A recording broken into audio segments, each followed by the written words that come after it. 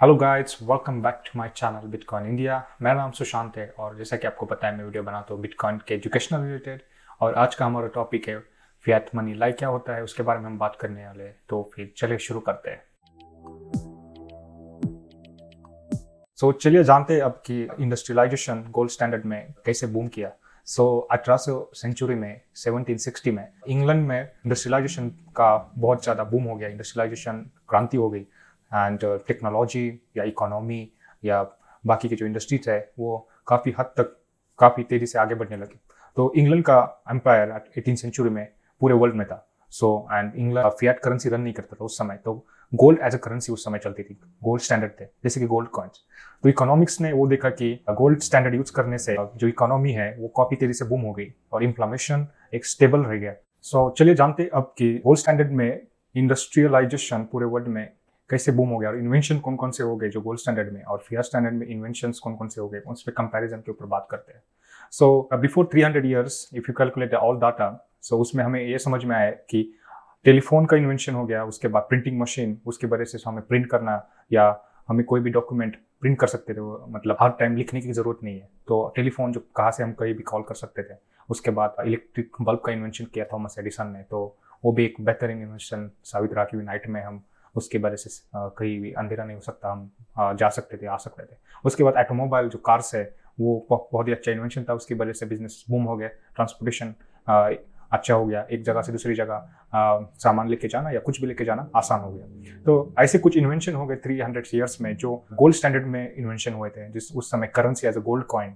वह उस समय रन किया जाता था इन गवर्नमेंट, और इंडस्ट्रियलाइज इतना अच्छा हो गया। और उसका रिजल्ट ये रहा, उस समय पर कैपिटा जीडीपी था वो ब्रिटेन में 25,000 देखा गया, हाईएस्ट वन, क्योंकि उस समय gold as a standard use किया गया था। उसके बाद fiat as a standard use किया गया, तो उसमें भी इन्वेंशन बहुत सारे हो गए, जैसे कि इंटरनेट का इन्वेंशन हो गया या चैट जीपीटी का भी इन्वेंशन हो गया। ऑल्सो ऑटोमेटिक कार्स वगैरह और सोलर पैनल्स वगैरह। ऐसे कुछ इन्वेंशन हो गए 2000 सेंचुरी में। उसकी वजह से अभी जो फिएट में काफ़ी डेवलपमेंट हो गई है कंट्रीज में। बट प्रॉब्लम ये है कि इन्वेंशन पे देखा जाए तो गोल्ड में काफ़ी ज़्यादा इन्वेंशन है कंपेयर टू द फिएट का स्टैंडर्ड में। This is the sum comparison. Guys, अभी हम जानते हैं कि बिटकॉइन एंड गोल्ड, इसमें कंपैरिजन करेंगे।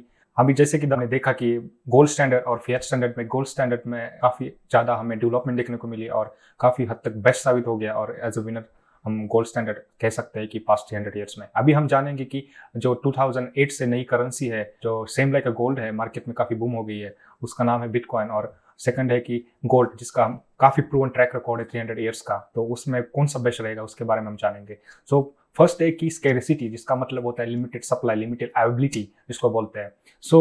स्केर्स एसेट जो होते हैं, जैसे कि जो लिमिटेड अवेलेबल है, जैसे कि लैंड हो गया, इंटायर जो अर्थ में है जो लैंड है स्केर है, ठीक है। बट प्रॉब्लम ये है कि हम प्रॉपर्टीज बना सकते हैं, अपार्टमेंट बहुत ज़्यादा क्रिएट कर सकते हैं। बट गोल्ड में क्या है कि गोल्ड एक स्केर एसेट है, of course no doubt, but limitedly available है, of course no doubt. But problem ये है कि गोल्ड कितना अवेलेबल है अर्थ में हमें कोई आइडिया नहीं है, मतलब उसका लिमिट का कैप हमें बिल्कुल भी मालूम नहीं है। बट हर साल गोल्ड माइन होता है और उसकी वजह से उसका प्राइस कम ज़्यादा होता है माइनिंग होने से।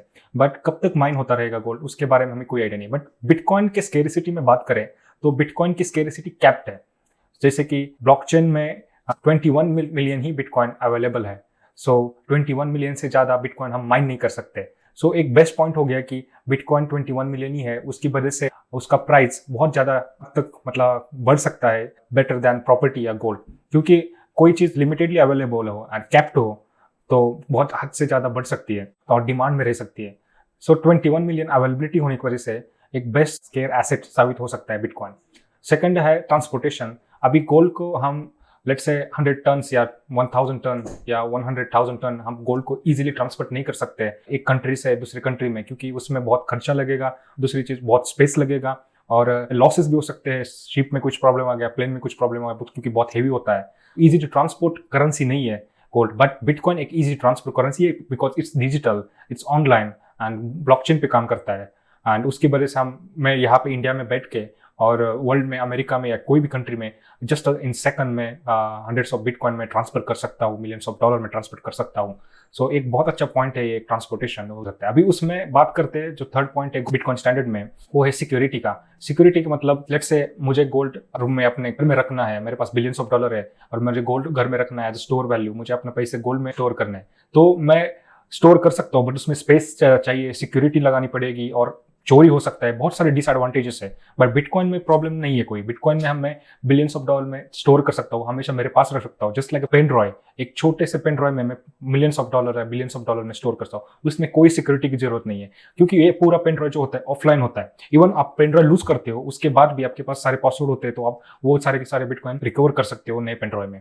सो बहुत अच्छा नया कंसेप्ट है और इसमें इकोनॉमी काफी बूम हो सकती है, क्योंकि लिमिटेड सप्लाई है, इजी टू ट्रांसपोर्ट है और सिक्योर है। सो इकोनॉमिकल ग्रोथ बहुत ज़्यादा हो सकता है। अभी देख सकते हैं, अब 2008 से 2024 14 ईयर्स में बिटकॉइन का जो मार्केट है वो ट्रिलियंस में चला गया है, और इन्फ्लामेशन है वो लाइक 0.1% या 0.2% जस्ट इन्फ्लामेशन हमें देखने को मिल गया है। बट गोल्ड स्टैंडर्ड में इन्फ्लामेशन था 0.2 से लेके 4%, which is higher than bitcoin standard. So bitcoin as a currency use करे than gold as a currency, तो बेस्ट रहेगा फॉर द इन्वेंशंस हो गए या इकोनॉमिकल बूम हो गए या कैपिटल इनकम इंक्रीज करने के लिए हम Bitcoin as a standard use कर सकते हैं।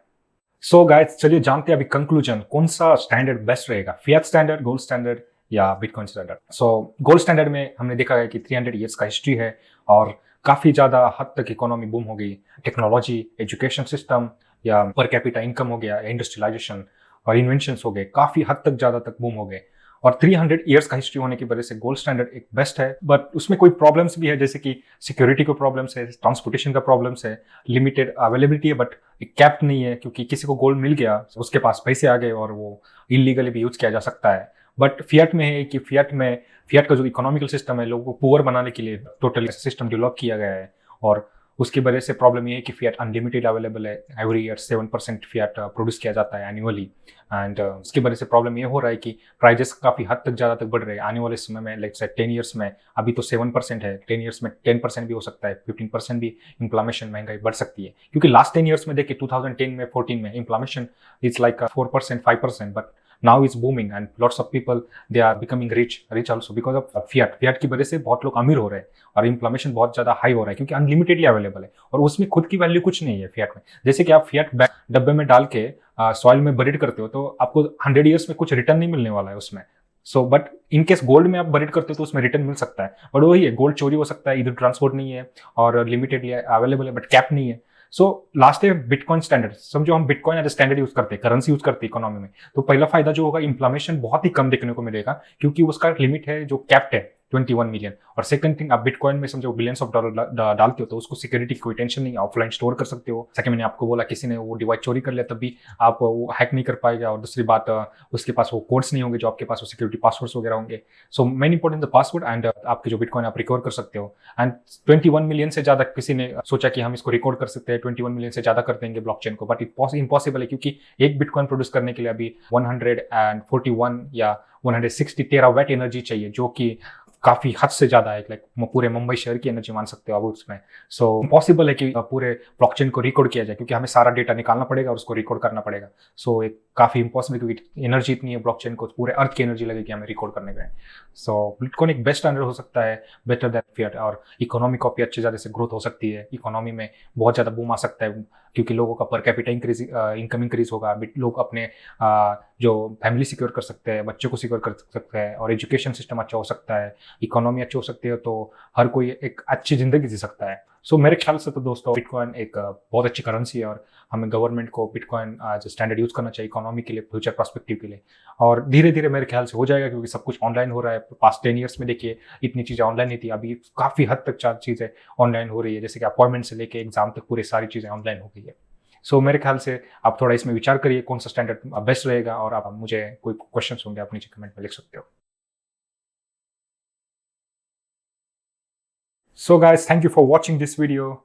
और आपके पास कोई क्वेश्चंस होंगे बिटकॉइन के रिलेटेड और इस वीडियो के रिलेटेड, आपको कुछ पॉइंट्स या क्वेश्चंस जो समझ में नहीं आया, आप मुझे कमेंट बॉक्स में लिख सकते हैं। मैं आपको पूरी कोशिश करूंगा कि आपके क्वेश्चंस के आंसर मिले। आपको बिटकॉइन के रिलेटेड कंसल्टेशन चाहिए, कुछ इन्फॉर्मेशन चाहिए, मैं available, it's totally free consultation. आप मुझे कमेंट में अप्रोच करिए और subscribe my channel, like this video. हम लोग ट्विटर पे भी अवेलेबल है, आप ट्विटर पे हमें फॉलो कर सकते हो, bitcoin.india, सो इसको फॉलो कर सकते हो। So thank you so much and see you soon.